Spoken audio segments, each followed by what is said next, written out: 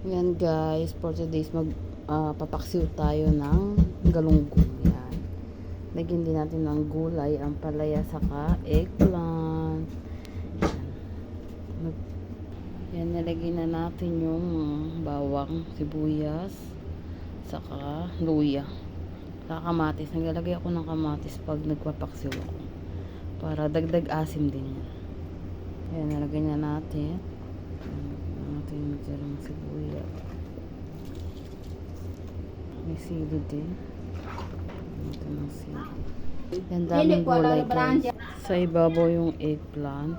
Saka yung ayan guys, punong-puno ng eggplant. Yan, salang na natin. Nalagay kong suka dito, half cup, saka 1 cup of water. Then, lagyan natin ng konting olive oil. Yun lang guys, bye! Thank you for watching. More vegetable.